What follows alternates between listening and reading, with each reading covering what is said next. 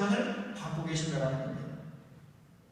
장차 예수님이 이 땅에 재림하실 때 심판주로 오셔서 모든 사람을 심판하실 것입니다. 그러니까 지금 본디오 빌라도는 장차 영원한 재판장이시고 심판주이신 예수님을 피고인석에 세워놓고 지금 재판을 하고 있다는 겁니다. 장차 그분에게 재판을 받아야 될 사람이 예수님을 재판하고 있는 참 어처구니 없는 그런 상황에 지금 처해 있던 것입니다. 고소성 가운데 우리 잘 아는 그런 사자성어 있지 않습니까? 적반하장이다. 그런 말 있잖아요. 도둑이 도리어 매를 든다라는 그런 의미 아닙니까? 처벌을 받아야 될 사람이 도리어 처벌을 하겠다고 매를 들고 있는 것입니다. 적반하장도 유수지라는 걸 말을 하잖아요. 지금 본디오 빌라도가 저지르고 있는 그 상황이 바로 적반하장도 유수지 그런 말에 해당되는 경우라 말씀하는 것입니다. 예수님께서 장차 당신의 재판정에 죄인으로 서야 할 빌라도에게 지금 피고로서 재판을 받고 계신 것이라는 겁니다. 장차 재림하셔서 심판주로 보좌에 앉으셔서 심판받아 멸망을 선고받게 될 빌라도에게 십자가 처형을 지금 최종적으로 선고받고 계시는 자리라는 것입니다.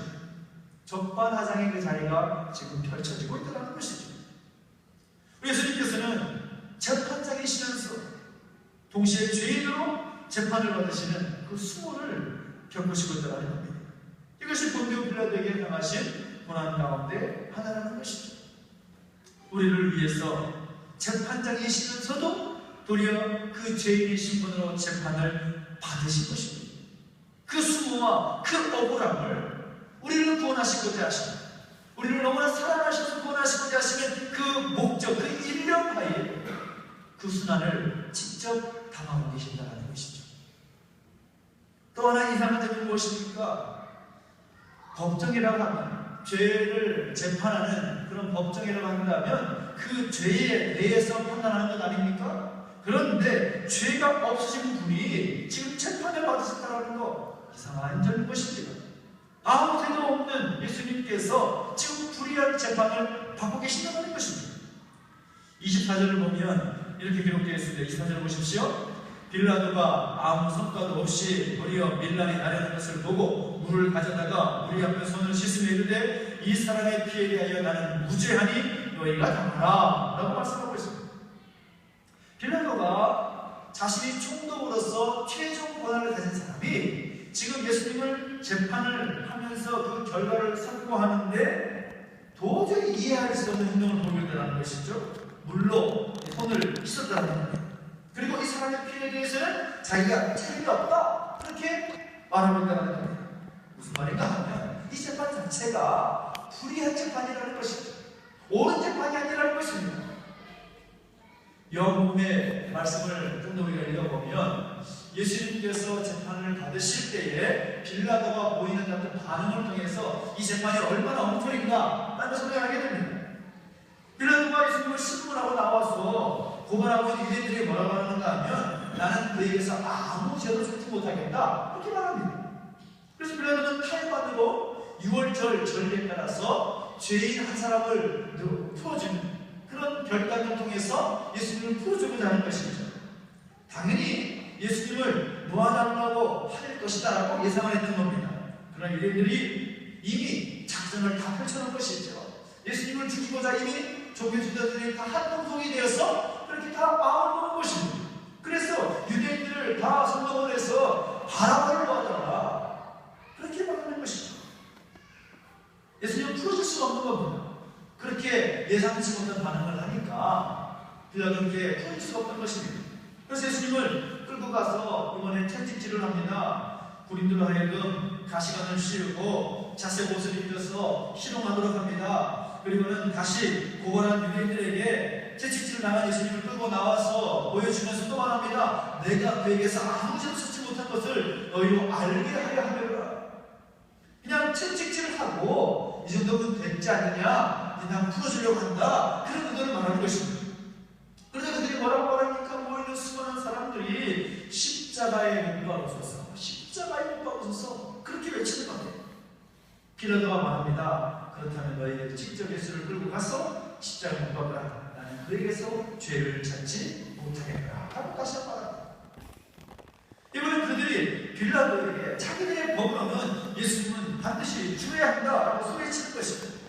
그 사형의 이유가 무엇입니까? 예수님께서 자신이 하나님의 아들이라고 말했기 때문이라는 겁니다. 다시 말하면 신성 모독이라는 것입니다. 예수님의 사형의 죄 몫은 바로 신성 모독이었습니다. 자신들의 믿음과 자신들의 신념을 무너뜨리는 그런 말을 했다라는 것입니다. 알지 못했습니다. 그러나 빌라도 역시 예수님은 죄가 없다는 것을 확인하게 되어서 그래서 예수님을 석방을 한 것입니다. 그들은 이번에는 저들이 빌라도 중도까지 협박을 하는 겁니다. 만일 예수님을 놓아주게 되면 황제에게 반역을 하는 것입니다.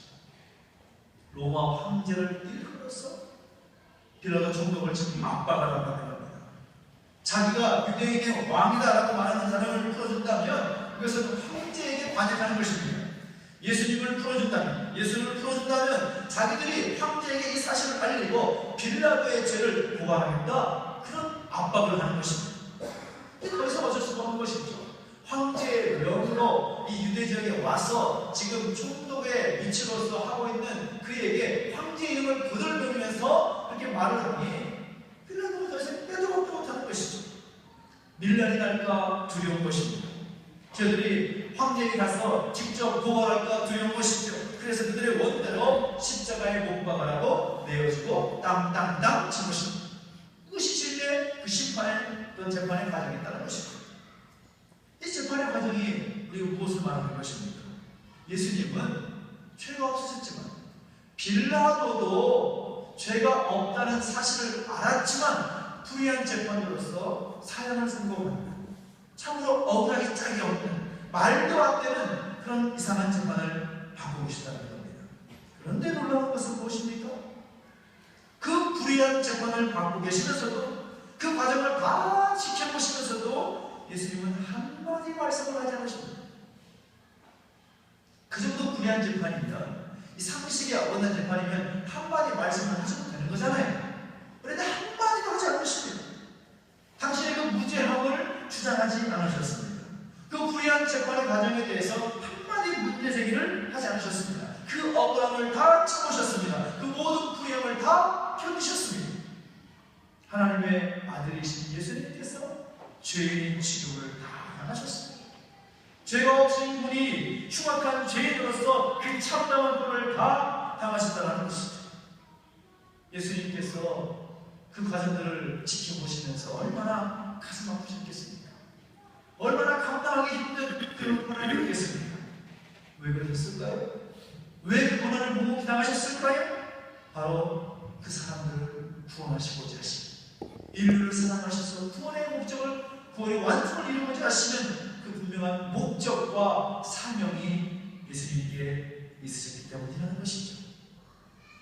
우리가 죄인으로 감당해야 될 그 참담한 그 고난과 그 모양을 이미 주님께서 대신 감당해 주시기 위해서 그 불의한 재판을 보시면서도 그 불의한 재판 가운데 있으면서도 말 한마디 하지 아니하고 그 고난을 직접 감당하셨다는 것입니다.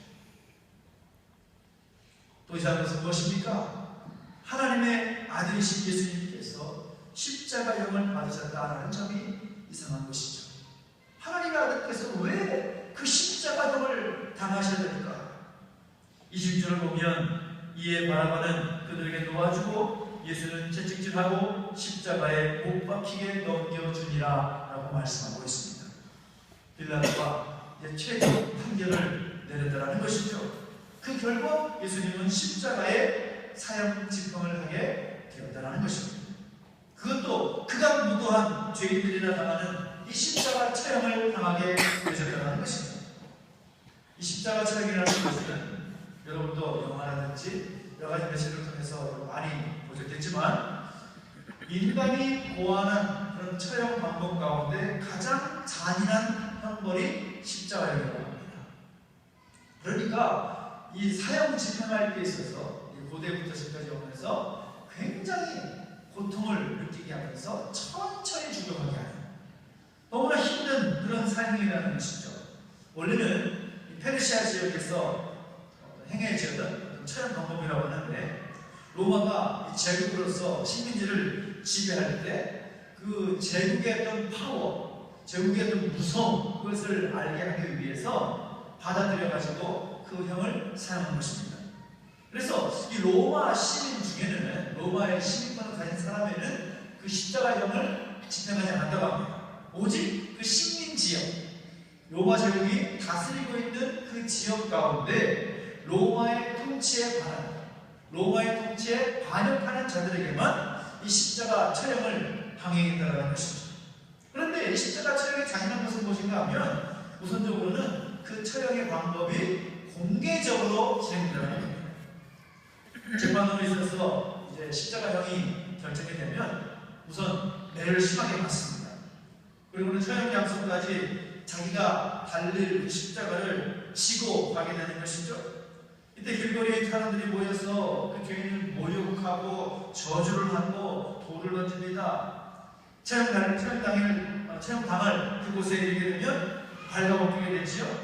가리고만 가린 채 그 십자가에 높이 달리게 됩니다. 그리고 십자가 그 위에는 그 사람의 죄명이 붙여 있습니다.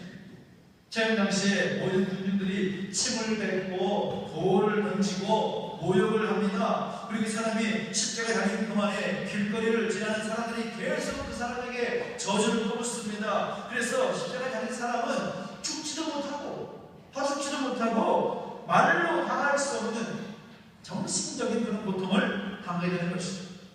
그 끔찍한 수치와 모욕으로 정신이 황폐해지고 결국 스스로도 자신을 저주하게 됩니다. 내가 왜 이래야 되는가? 내가 왜 태어났던가 하면서 자신을 저주했다는 거예요. 한마디로 말하면 인격을 아주 말살시키는 그런 처형 방법이라고 할 수가 있는 것이죠. 예수님께서 그렇게 당하신 겁니다.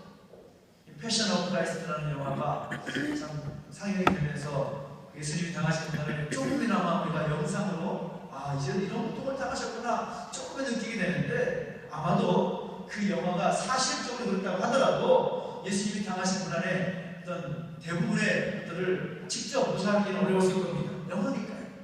얼마나 그 고난이 크셨겠습니까? 그 수치와 모욕이 얼마나 심하셨겠습니까?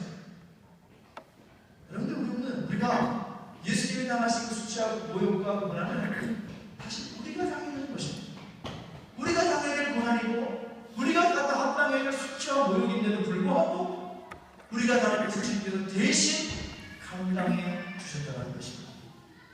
십자가형이 또 고통스러운 것은 무엇인가 하면 육체적인 고통이 극심하기 때문이라는 것입니다.